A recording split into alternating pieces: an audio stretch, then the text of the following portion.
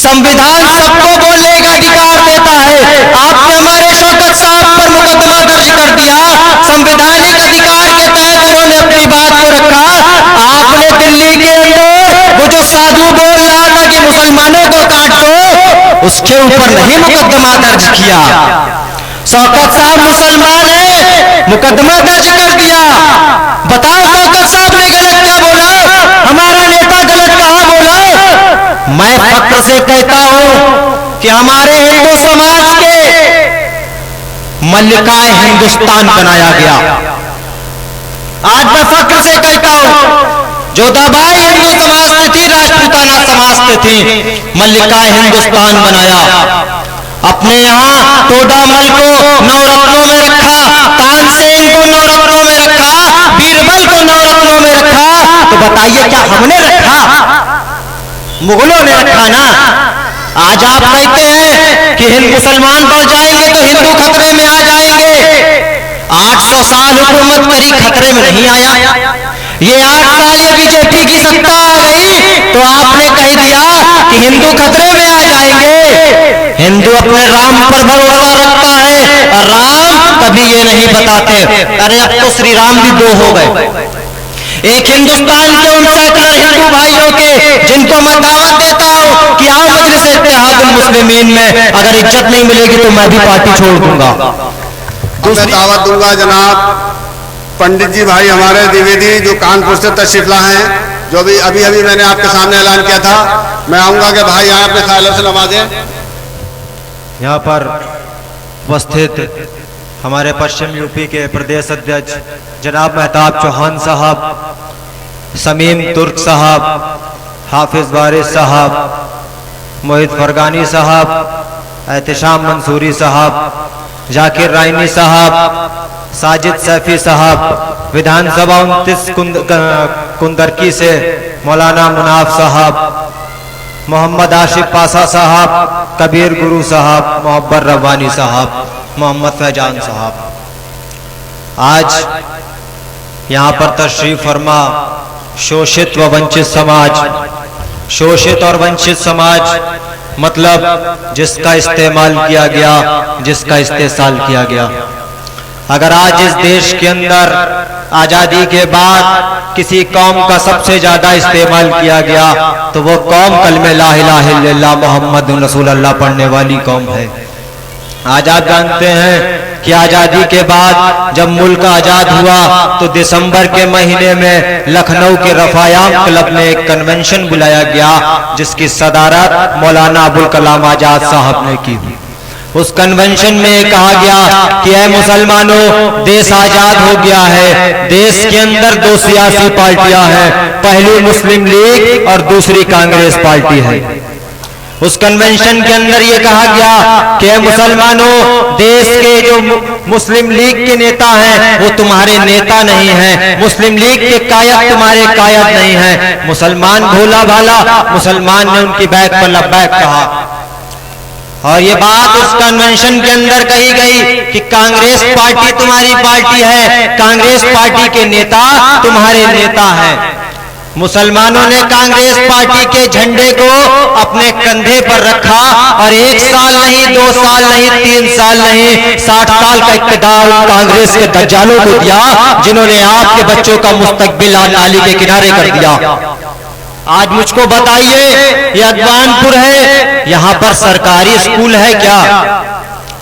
Degree college है, सरकारी अस्पताल है, पीने का पानी भी सही तरीके से नहीं आता। इसका जिम्मेदार कौन है? आपने मुरादाबाद से कई समाजवादी सांसदों को जिताकर दिल्ली की पार्लियामेंट में भेज दिया, लेकिन वो नहीं बोले। आज आपकी कौम का ये जो हाल है ये आपकी बदौलत है, मेरी बदौलत नहीं है। जिस समय ये देश आजाद हुआ, मुसलमान से अगर कोई पिछड़ी कोई जात थी, कोई कौम थी तो वो दलित कौम थी। दलितों के गले में मटकी बांधी गई कि वो रोड पर थूके नहीं वरना धरती नापाक हो जाएगी। उनके कमर में झाड़ू बांधी गई कि वो रोड पर चले नहीं वरना धरती नापाक हो जाएगी। जब वो जाते थे आला जात के अधिकारियों के पास और कहते थे अधिकारी साहब इन्होंने मेरे साथ नाइंसाफी की है, तो आलाजात का अधिकारी कहता था अरे जा तू दलित है, तेरी बात नहीं सुनी जाएगी, तेरी FIR नहीं लिखी जाएगी। लेकिन उत्तर प्रदेश जहां आप रहते हैं, उत्तर प्रदेश की पंजाब की सरजमी से एक नेता निकला जिसका नाम काशीराम था। हिंदुस्तान के अलग अलग कोनों में गया, उसने दलितों को बताया कि दलितों अपने अंदर के इत्तेहाद को पैदा करो, मुत्तहिदा तौर पर वोट करो।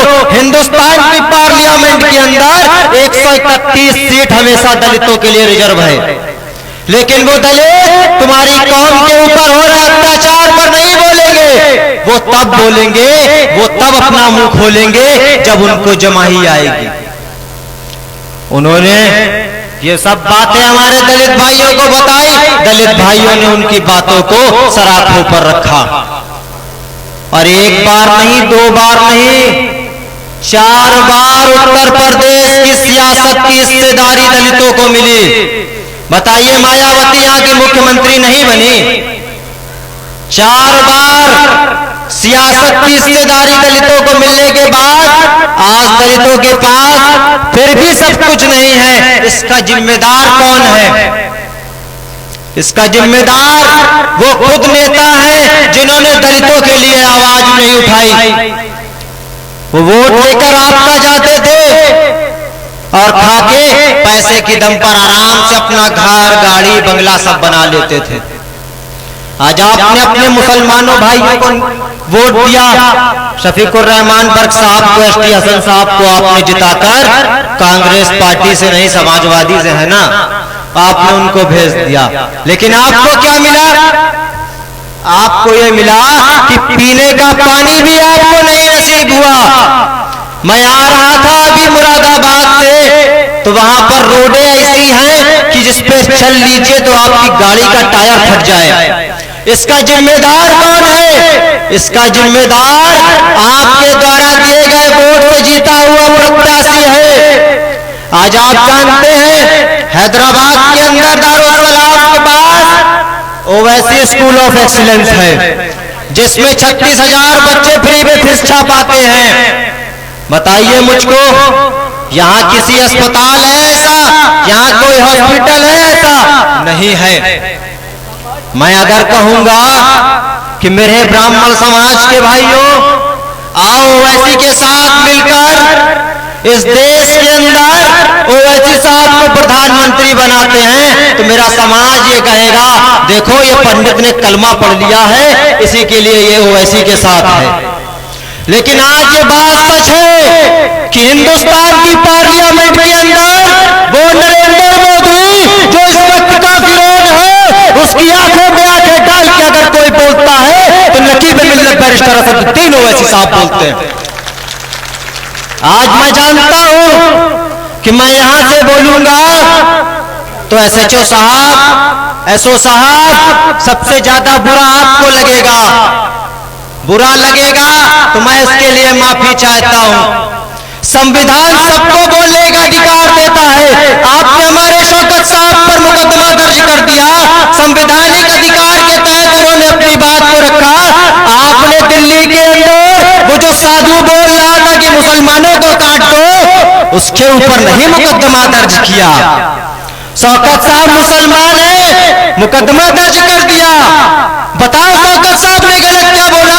हमारा नेता गलत कहां बोला? मैं फक्र से कहता हूं कि हमारे हिंदू समाज के मल्लिकाए हिंदुस्तान बनाया गया। आज मैं फक्र से कहता हूं जोधाबाई हिंदू समाज से थी, राजपूताना समाज से थी, मल्लिकाए हिंदुस्तान बनाया। अपने यहाँ तोडामल को नवरत्नों में रखा, तानसेन को नवरत्नों में रखा, बीरबल को नवरत्नों में रखा। तो बताइए क्या हमने रखा? मुगलों ने रखा ना।